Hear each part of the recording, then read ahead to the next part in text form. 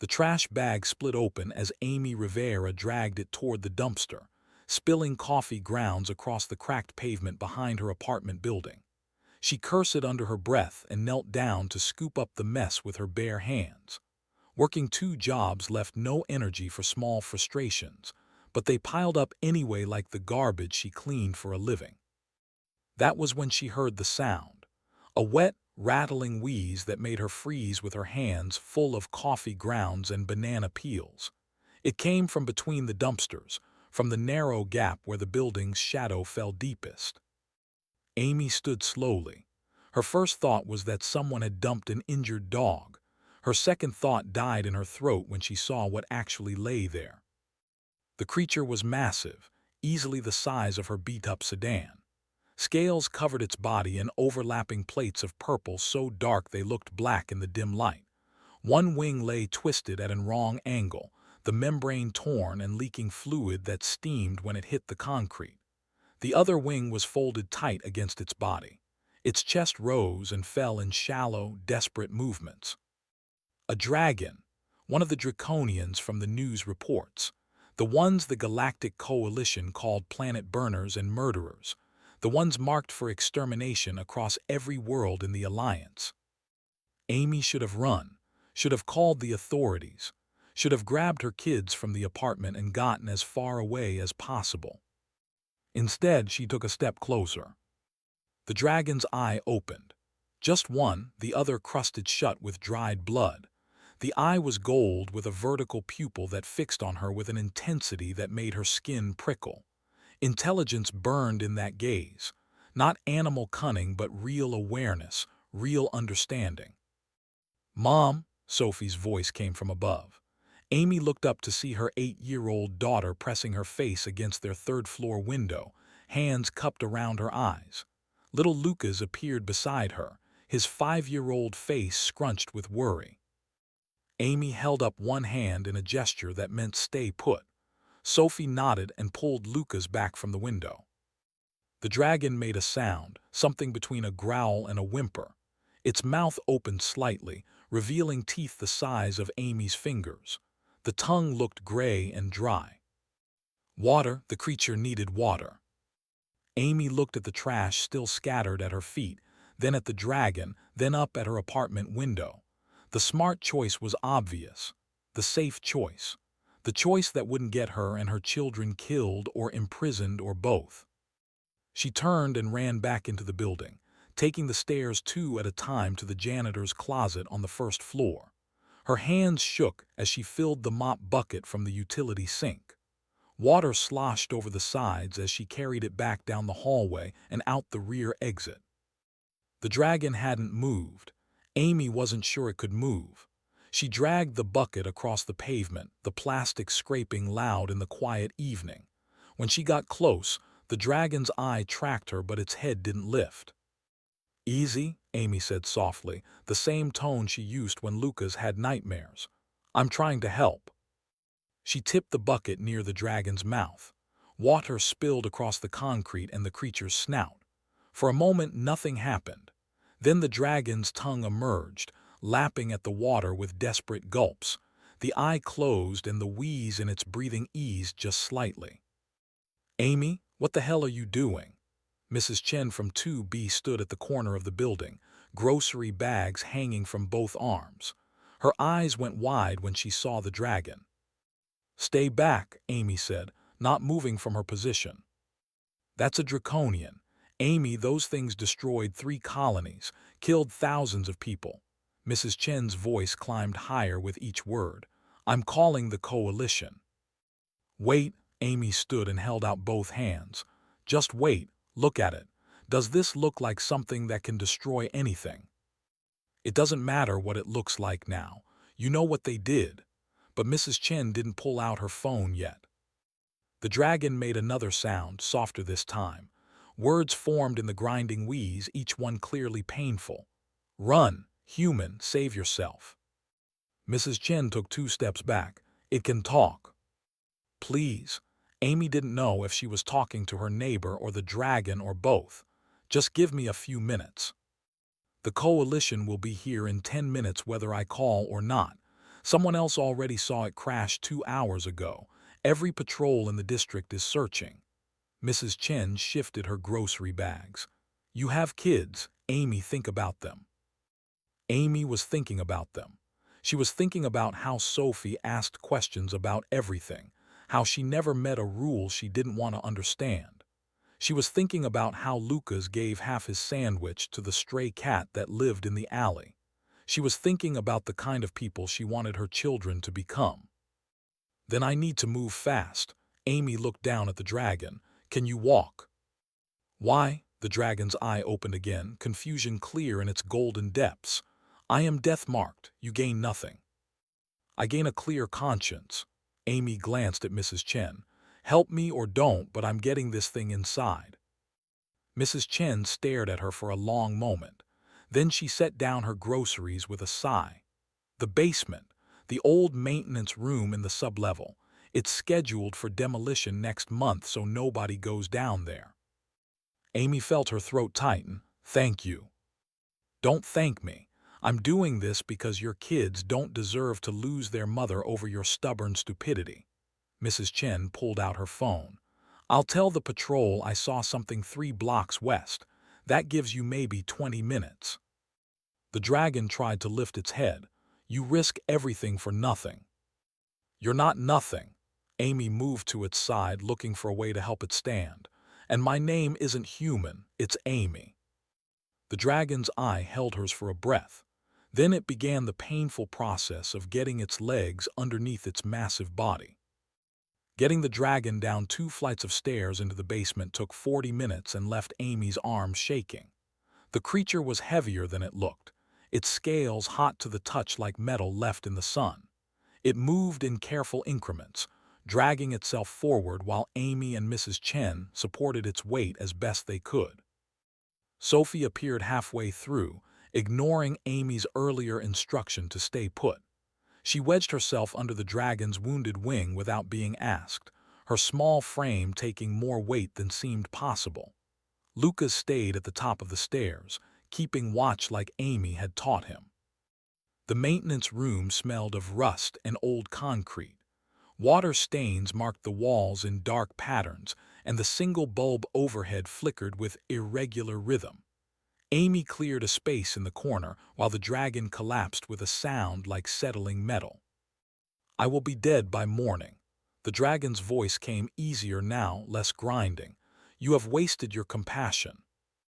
Mom doesn't waste anything, Sophie said. She stood with her hands on her hips, skinny arms barely visible in her oversized shirt. She says even broken things have use if you know how to look.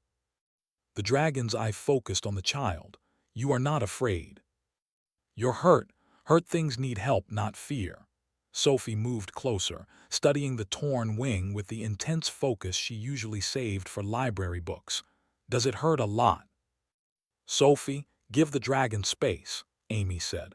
But the dragon made a rumbling sound that might have been amusement. Pain is temporary. Dishonor lasts forever. The dragon shifted slightly. I am called Wreath. I was a shield-bearer of the 3rd Star Fleet before my people were marked for death. Amy sat down hard on an overturned bucket. The news says your people destroyed 3 colonies, burned them from orbit. They say Draconians are monsters. The news says what the collective wants it to say. Wreath's eye closed briefly. We discovered their secret farms, sentient species harvested for genetic material, millions taken, altered, destroyed. We tried to stop them. For that crime, they destroyed 3 colonies themselves and blamed us. That's impossible. The Galactic Coalition wouldn't allow that. The Coalition is the collective. Different name, same control. Wreath's breathing grew more labored. Your species serves them without knowing. Humans sent to colonies as workers never return. You think they choose to stay. You do not know they cannot leave. Sophie sat cross-legged in front of the dragon. Is my dad on one of those colonies? Amy's chest tightened. She had told the kids their father died in an industrial accident on an off-world mining station. She had believed it herself until this moment. Sophie, that's not. It's okay, Mom. I know you didn't lie on purpose. Sophie looked at Wreath. But did they kill people like my dad? Yes, Wreath's voice softened. The collective wastes nothing. Workers who learn too much disappear. Those who resist become examples. I am sorry for your loss, small fierce one. Sophie nodded slowly, processing this the way she processed everything, with careful thought and no tears. Amy wanted to pull her daughter close, but something told her Sophie needed this moment of her own. Why did you crash here? Amy asked. Earth is barely part of the coalition. We're nobody important. That is precisely why I came. Wreath's eye opened again. There is resistance among your people, those who see the truth. They operate in shadows, gathering evidence. I carry proof on data crystal embedded in my chest scale. I was to deliver it to them before I was shot down. You're talking about a conspiracy that spans the entire galaxy. Amy rubbed her face with both hands. That's insane. Is it? You are a cleaner, yes. I can smell the chemicals on your clothes. You work in coalition buildings. Wreath tilted his head slightly. Have you never noticed the guards who watch human workers, the locked doors in employee areas, the manifests that arrive in sealed containers? Amy had noticed. She had noticed and ignored it because noticing led to questions and questions led to trouble. Even if you're right, what am I supposed to do about it? I'm one person trying to keep my kids fed. You already chose. Wreath looked at Sophie, then back to Amy. You could have let me die. You could have claimed the reward the coalition offers for dead draconians. Instead, you risked everything to save an enemy. You're not my enemy, you're hurt. By draconian law, you are now my clan mother. Wreath's voice took on a formal tone. You gave me water, you sheltered me, you protected me with your body. This creates blood bond. Your children are my clan siblings. I am bound to protect you until my final breath. Sophie grinned. Does that mean your family now? I do not think your mother intended. Doesn't matter what she intended. You said it's law. Sophie looked at Amy. We have a dragon in the family. That's pretty cool, Mom. Amy wanted to laugh or cry or maybe both. Instead, she stood and examined Wreath's torn wing more closely. I don't know how to treat dragon injuries. The wing will heal if I survive the infection. The greater concern is pursuit. Coalition forces will search every building in this district. When they find me, you must let them take me. Say I threatened you. They will believe this. No, the word came out harder than Amy intended. Your family now, right? Sophie said so. And family doesn't throw family to the wolves just because it's easier. Lucas appeared in the doorway, his small face worried. Mom, there's trucks outside. Lots of them. Amy's heart dropped. Through the high basement window, she could see rotating lights painting the walls. The coalition had arrived faster than Mrs. Chen predicted. Wreath struggled to rise. You must go, take your children, I will draw them away. Stop trying to be noble, it's annoying. Amy grabbed Sophie's hand and held out her other arm to Lucas. Everyone stay quiet and stay low. Above them, heavy boots echoed through the building. Voices called out in the flat, emotionless tones of coalition soldiers conducting a search. They had minutes at most. Sophie squeezed her mother's hand. What do we do? Amy looked at the dragon, at her children, at the single flickering light that barely held back the darkness. She thought about her husband who had died far from home. She thought about the lies she had accepted because truth was dangerous. We fight, Amy whispered. Somehow we fight. 5 days passed before Amy understood what it meant to be bonded to a dragon. She learned it the hard way, through exhaustion and fear and moments of pure terror that somehow transformed into something else entirely. The coalition soldiers had searched the building that first night but never found the maintenance room. Mrs. Chen had quietly removed the room from the building directory years ago when she served as property manager. The door looked like part of the wall if you didn't know where to look. They spent 3 hours in darkness, Sophie's hand gripping Amy's so tight it left marks, while boots thundered overhead and voices demanded entry to every apartment. Lucas had fallen asleep against Wreath's side, one small hand resting on the dragon's scales. When Amy tried to move him, Wreath made a low sound that translated roughly to leave him. The dragon's body temperature had dropped to match the cool basement air, warm enough for comfort but not hot enough to burn. Amy realized Wreath was regulating his own biology to keep her son safe. That was when she started to believe the bond might be real. Now she stood in the kitchen of her tiny apartment at 3 in the morning, stealing medical supplies from the first aid kit she had lifted from the coalition office where she cleaned. Her supervisor would notice eventually. Everything ran on strict inventory in coalition facilities. But Wreath's wing was infected, and Amy had learned that dragon biology shared enough similarities with Earth reptiles that basic antibiotics might work. "You should sleep." Sophie sat at the kitchen table, reading one of Wreath's data crystals through a modified tablet. The dragon had taught her how to access the encrypted files, had shown her fragments of truth that no 8-year-old should have to process. "I can take the next watch." "You have school tomorrow." "School is teaching us lies." Sophie didn't look up from the tablet. "Did you know Earth signed away mining rights to our entire moon? They're stripping it for minerals. In 50 years it'll be gone and our tides will go crazy." Amy's hands paused while measuring antibiotics into a syringe. "Where did you read that?" "It's in the Coalition Charter, Section 7, Paragraph 12. Nobody reads that far. They just sign on the line and smile for the cameras." Sophie scrolled through more files. "Wreath says humans are good at ignoring things that hurt to see." "Wreath says a lot for someone who's supposed to be resting." "He talks to me at night when you're at work, says I remind him of his daughter before she was killed." Sophie's voice stayed flat, carefully controlled. "The collective burned his home world 3 years ago. He watched from orbit because he was on patrol. Couldn't get back in time to save anyone." Amy set down the syringe and moved to her daughter's side. She wanted to say something comforting, something that would make the weight of that knowledge lighter. But Sophie looked up at her with eyes too old for her face, and Amy knew comfort wasn't what her daughter needed. "How do we stop them?" Sophie asked. "I don't know if we can." "Wreath says we can, says humans are survivors, says we're too stubborn to know when we're beaten." Sophie managed a small smile. "He means it as a compliment." Amy kissed the top of her daughter's head and gathered the medical supplies. The walk down to the basement had become routine, each step memorized in darkness. She found Wreath awake, his golden eye tracking her approach. "Your offspring should rest," Wreath said. "So should you. Lift your wing."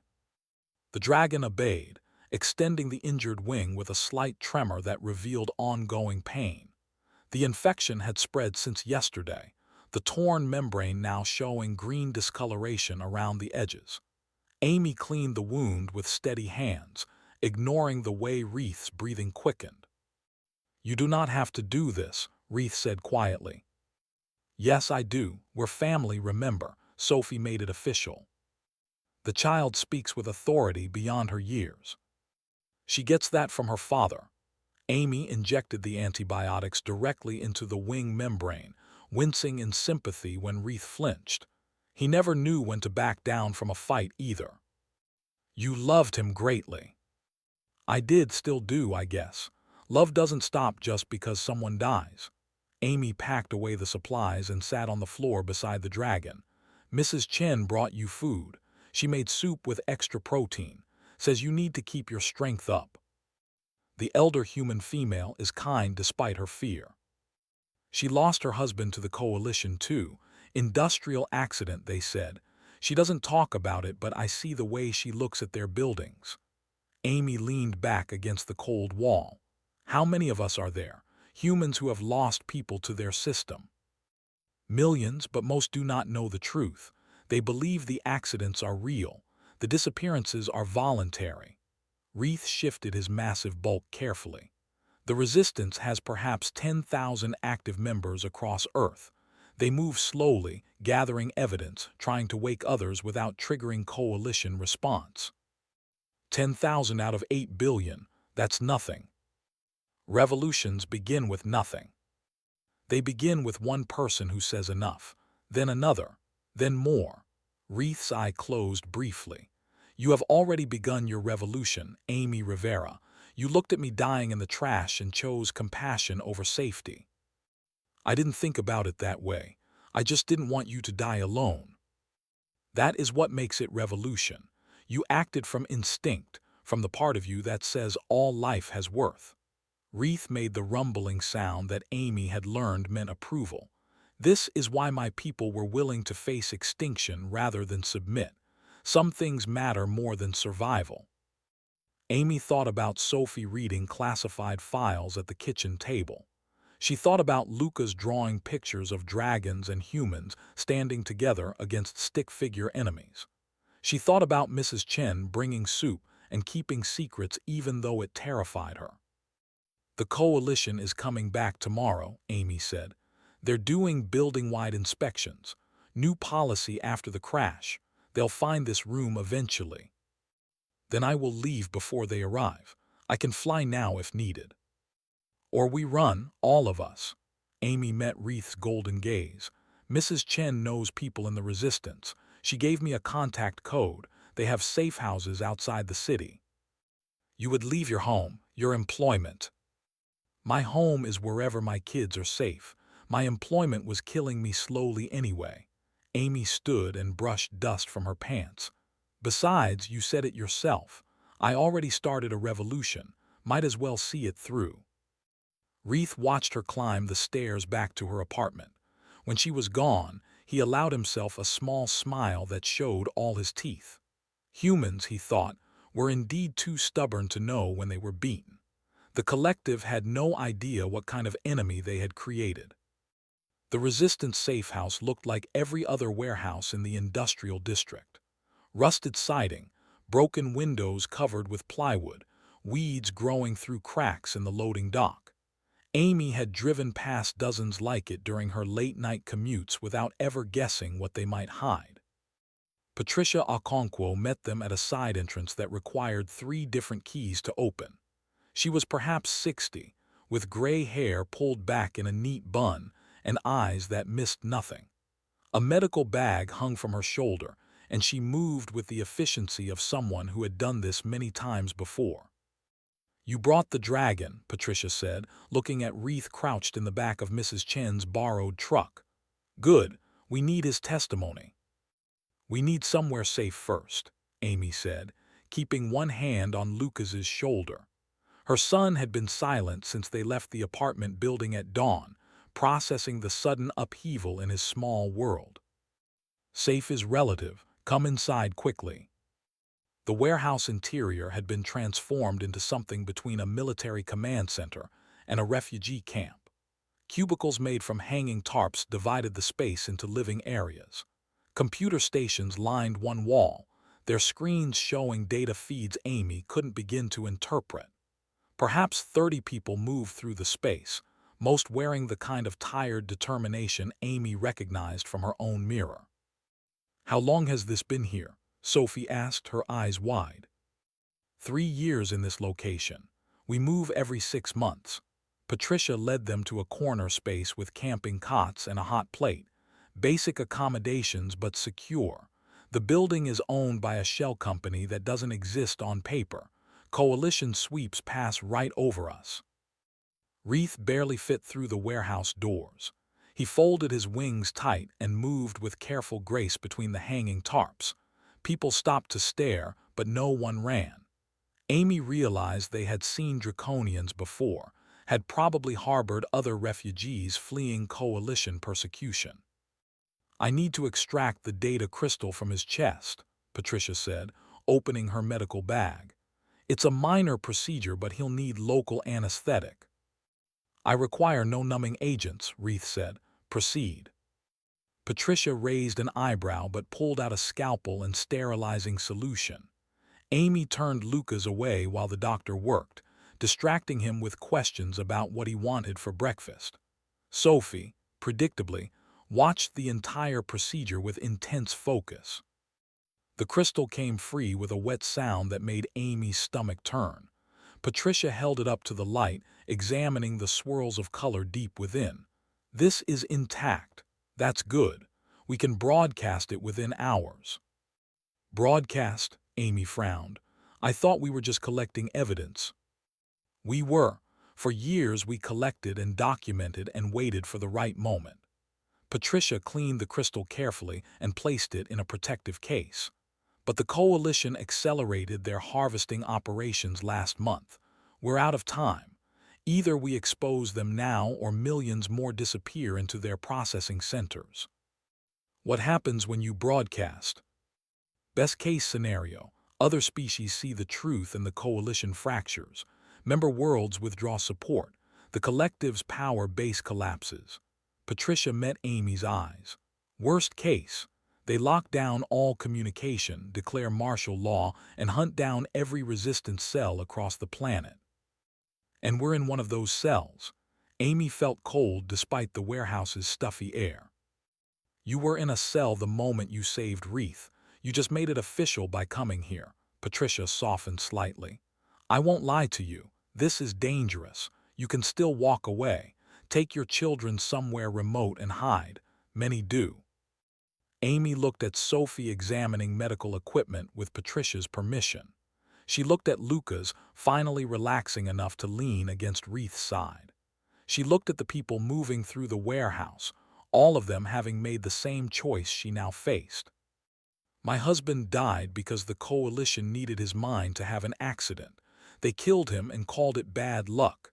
Amy's voice came out steady. I won't hide from people who murdered my children's father. Then let me show you what we're fighting for. Patricia led them to the computer stations. A young man with wire-rimmed glasses pulled up files on multiple screens, images and documents cascading in organized chaos. Amy saw shipping manifests listing humans as cargo, medical records showing forced genetic modification, images of facility interiors that looked like factories designed to process living beings into component parts. This is just one facility on Europa, the young man said. His name tag read Danny. We've documented 43 others across coalition space. Sophie leaned forward, her small hands gripping the desk edge. How many people? Conservative estimate. 20 million humans have been processed through these facilities in the past decade. Danny's voice stayed clinical, but his hands shook slightly. The collective tells their own species that humans are willing participants in medical trials. They don't know we're sentient enough to suffer. Lucas pressed closer to Amy. I don't like this place, Mom. I know, baby. I don't either. Amy hugged him tight. But sometimes we have to look at scary things to make them stop being scary. Will it stop? We're going to try. Wreath moved closer, his massive presence somehow comforting rather than threatening. The child asks the question all must answer. Will we stop the collective or merely slow them? I have seen resistance movements crushed across 50 worlds. They gather evidence, they plan, they wait for the perfect moment. And while they wait, the harvesting continues. So what do you suggest? Patricia asked. Strike now. Broadcast everything. Not just to coalition species, but to all inhabited worlds. Flood every communication channel simultaneously. Make the truth impossible to suppress. Wreath's eye glowed with fierce intensity. Give them no time to prepare countermeasures, no time to craft lies. Show the galaxy what the collective truly is before they can stop you. That would expose every resistance cell on Earth. They'd hunt us all. Yes, but they hunt you already, just more slowly. At least this way you die fighting rather than hiding. Wreath looked at Amy. Your mate died alone, processed like raw material. Would you prefer to share his fate or make his death mean something? Amy closed her eyes. She saw David's face the day Lucas was born, the pure joy that radiated from him. She saw Sophie's determination to understand everything no matter how painful. She saw the years stretching ahead, living in fear and hiding while the coalition ground humanity into dust one person at a time. "How long until you can broadcast?" Amy asked. Danny checked his screens. 6 hours. We need to coordinate with cells on other continents, synchronize the data dump. Then we have 6 hours to get ready. Amy straightened her shoulders. What do you need me to do? Patricia smiled for the first time. Tell your story. Tell the galaxy about a single mother who saw a dying dragon and chose kindness over hate.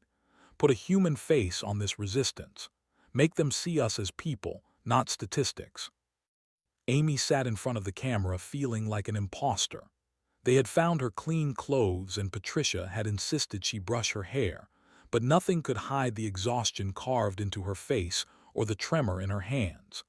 Behind the camera, Danny adjusted lighting while Sophie sat cross-legged on the floor, watching everything with fierce attention. Just tell them what happened, Patricia said gently. No script, no preparation, just truth. I'm not a speaker. I clean toilets for a living. That's exactly why your voice matters. Patricia nodded to Danny, and the recording light blinked on. Amy took a breath and looked directly into the camera lens. For a moment her mind went blank. Then she thought about David's empty chair at their tiny kitchen table. She thought about the lies she had swallowed to keep her children safe. She thought about Reith dying alone in the trash behind her building. My name is Amy Rivera. 5 days ago, I found a dragon bleeding out behind my apartment building. The Galactic Coalition calls his people murderers. They say draconians are monsters who deserve extinction. But when I looked at Reith dying in the garbage, all I saw was someone who needed help. The words came easier after that. She told them about carrying water to a creature everyone said was evil, about hiding Reith in the basement while coalition soldiers searched overhead, about learning that her husband hadn't died in an accident but had been processed like raw material in a facility designed to harvest humans for genetic experiments. Coalition tells us we're members of the galactic community. They tell us we benefit from their protection and guidance, but they don't tell us that 20 million of our people have been taken to processing centers across their space. They don't tell us that humans are listed as resource material in their shipping manifests. Amy's voice cracked, but she pushed forward. They killed my husband. They're killing all of us, slowly, carefully, in ways designed to look like accidents and voluntary migrations. Sophie moved into frame beside her mother. Amy started to tell her to move, but Sophie spoke first. I'm 8 years old. I should be worrying about school tests and learning to ride a bike. Instead, I'm reading classified documents about genocide and slavery. Instead, I'm watching my mom decide between feeding us and treating a dragon's infected wing. Sophie looked at the camera with startling directness. This isn't the world adults are supposed to leave for kids. You're supposed to make things better, not worse. But you didn't know because they lied to you. So now we're telling you the truth. What you do with it is up to you. The recording ran for 20 minutes. Amy told them everything. The data crystals embedded in draconian bodies. The resistance cells operating in shadows across Earth. The evidence of systematic harvesting hidden in coalition records. When Danny finally stopped recording, Amy felt hollowed out and strangely light, as if confession had burned away some weight she had carried too long. That's going to change everything, Patricia said quietly. Or nothing. Amy stood on shaking legs. They might just bury it like they bury everything else. They can't bury simultaneous broadcasts across every communication channel in the galaxy. We're sending your testimony along with visual evidence from 43 facilities, shipping records, medical experiments, everything. Patricia checked her watch. 4 hours until transmission. The coalition will detect the preparation and try to stop us. We need to move fast. The warehouse transformed into controlled chaos. Resistance members packed equipment and burned documents. Children, too young to understand the danger, played in corners while their parents prepared for war. Reith stood at the center of it all, his massive form both alien and somehow reassuring. Lucas had fallen asleep against the dragon's side, one hand clutching a scale as if it were a blanket. Amy moved to pick him up, but Reith made a low sound that meant wait. "The small one dreams of flying," Reith said. "He asked if dragons could take humans into the sky. I told him yes when he is older and I am healed." "You might not get that chance. Once we broadcast, the coalition will come with everything they have. Then I will fight until I fall. My people are scattered across the stars, hiding from genocide. If this broadcast reaches even one draconian, they will come. We do not abandon family. We do not forget debts." Reith's eye found Amy's. "You saved my life when you had every reason to let me die. My people will remember this." Sophie appeared with a tablet showing countdown timers synchronized across continents. 3 hours. Other cells are confirming ready status. We're really doing this. "Are you scared?" Amy asked her daughter. "Terrified, but scared and brave aren't opposites. You taught me that." Sophie smiled, small and fierce. "Dad would be proud of us." "Yes, he would." An alarm shrieked through the warehouse. Danny's fingers flew across his keyboard while Patricia barked orders into a radio. People moved with practiced efficiency, grabbing weapons and taking defensive positions. "Coalition strike team 4 blocks away," Danny called out. "They're moving fast. Someone sold us out." Amy felt ice form in her chest. "Can we still broadcast?" "If we last 3 more hours. They're coming with heavy armor." Patricia loaded a rifle with steady hands. "Anyone who can't fight needs to evacuate through the tunnels now." "I can fight," Amy said. She had never held a weapon in her life, but she was done running. "Take your children to safety first. That's an order." Patricia's voice allowed no argument. "Reith, can you fly?" The dragon spread his wings, the injured one still weak but functional. "Not far, not fast, but I can provide air support for the retreat." Sophie grabbed Amy's arm. "We should help set up the broadcast. Someone needs to protect the equipment." "Sophie, no." "Mom, yes. If they destroy the servers, we lose everything. Dad died for nothing. All those millions of people mean nothing." Sophie's eyes blazed with determination that looked terrifyingly adult. "You taught me to stand up for what matters. This matters." Outside, engines roared and orders were shouted in the clipped tones of coalition troops. Reith moved to the loading dock door, his body tense and ready. Amy looked at her daughter, at her sleeping son, at the people preparing to die for a chance to tell the truth. She picked up Lucas carefully and handed him to Mrs. Chen, who had appeared from somewhere in the chaos. "Get him to the tunnels. Sophie stays with me." "Amy, that's..." "She's right. This matters more than our safety." Amy grabbed a crowbar from a workbench. "Not much of a weapon, but better than nothing. We hold for 3 hours. Then the whole galaxy knows what the coalition really is." Patricia smiled grimly. "For Earth, for every human they took from us." "For David," Amy said quietly. The loading dock door exploded inward, and the fighting began. The first coalition soldier through the door never saw Reith coming. The dragon moved faster than something his size should move, wings spreading to block the entrance while his tail swept 3 more soldiers off their feet. Amy pulled Sophie behind a concrete pillar and gripped her crowbar with sweating hands. "Servers are online," Danny shouted from his position behind the computers. 2 hours 40 minutes. Gunfire echoed through the warehouse, deafening in the enclosed space. Patricia's resistance fighters returned fire from defensive positions, their weapons older and less sophisticated than coalition gear, but wielded with desperate precision.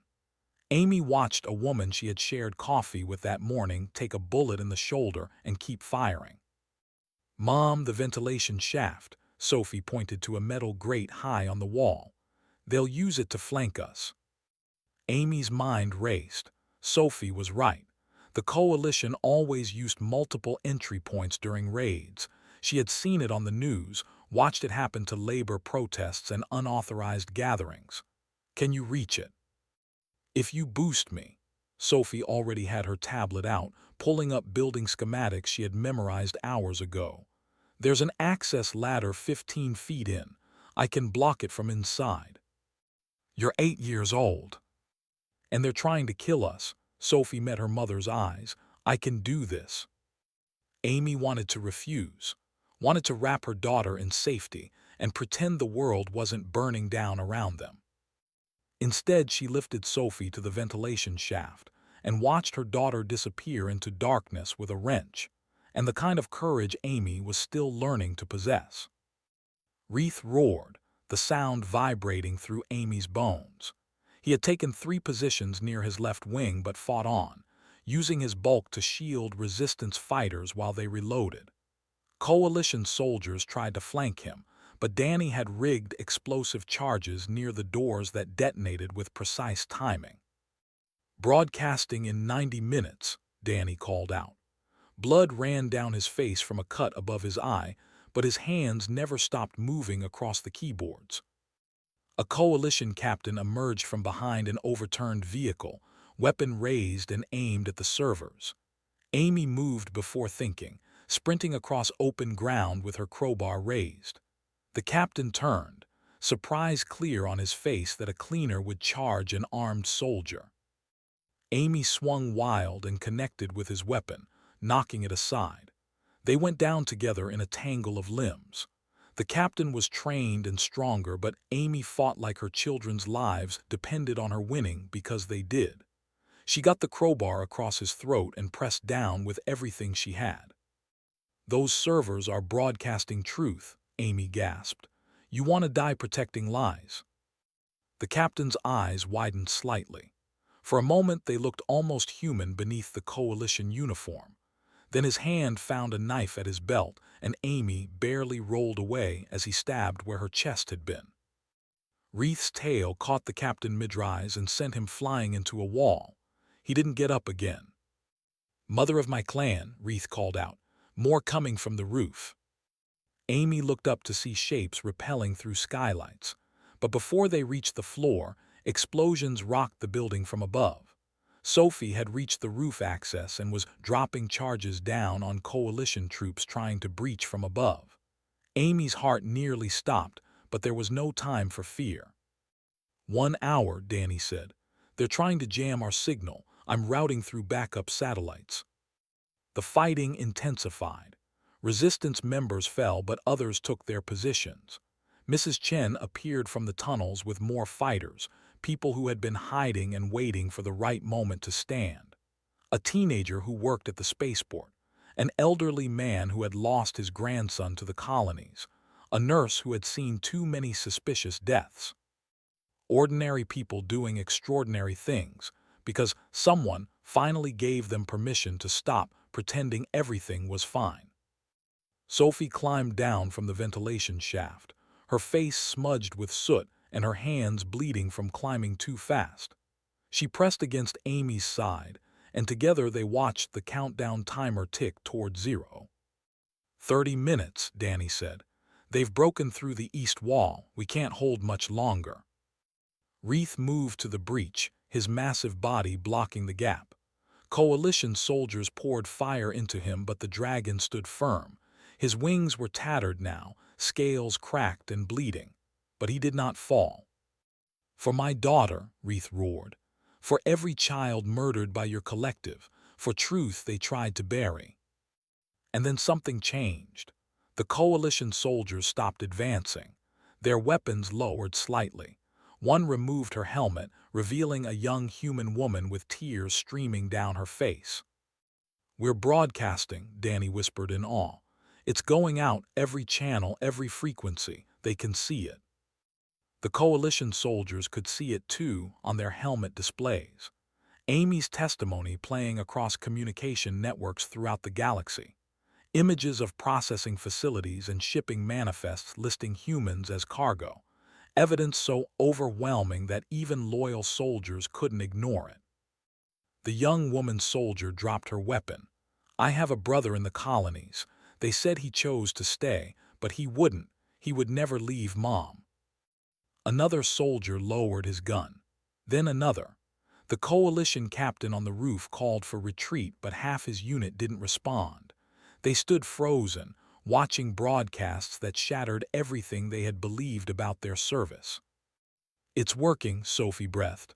"Mom, it's actually working." But Patricia's expression stayed grim. "The local forces are standing down, but the collective's core ships won't stop.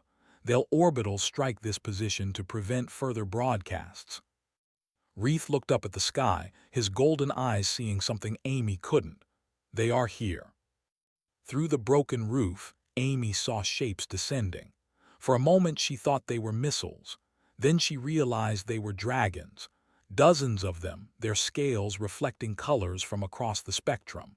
They landed around the warehouse in a protective circle, wings spread in defiance. "My people heard your broadcast," Reith said quietly. "Heard a human woman speak truth when her own species told lies. Heard her defend my life when she had no reason to care." He looked at Amy. "We are draconians. We do not forget debts. We do not abandon family." More shapes appeared in the sky. Ships from other species, arriving in ones and twos and then by dozens. A Cerulean cruiser that transmitted messages of support. An agricultural hauler from the Rim worlds declaring allegiance to Earth's resistance. Even a collective member species broke ranks, their delegation broadcasting denunciations of their own government. The galaxy was watching, and finally they were seeing the truth. 3 months later, Amy stood on the balcony of the new Resistance headquarters and watched the sun rise. The coalition had fractured exactly as Patricia predicted. Earth had declared independence and was defended now by a mixed fleet of draconians and allied species. The collective still existed in diminished form, but the harvesting had stopped. Sophie was inside, teaching a class of young humans and draconians about the revolution. Lucas helped in the medical bay where dragons recovered from their long hiding. Mrs. Chen ran logistics with the efficiency of someone who had waited 30 years for permission to be useful. Reith landed on the balcony beside Amy, his wings now fully healed. "You are contemplating." Wondering what David would think, if he'd be proud or terrified. "Both, perhaps, as you are," Reith settled beside her. "The Council wants you to speak at the new planetary assembly. You have become symbol of resistance." "I'm not a symbol. I'm a mom who made a choice." "Yes, and that choice changed the galaxy," Reith rumbled with amusement. "Though you still clean, I notice." Amy smiled. She did still clean, but now she cleaned the halls where former slaves learned to be free. "Someone has to, and it gives me time to think." "What do you think now?" Amy watched the sun climb higher, watched ships from 100 worlds dock at what had been a prison planet. "I think we're just getting started." Reith's laughter echoed across the city, the sound of a dragon who had found his family and a future worth fighting for.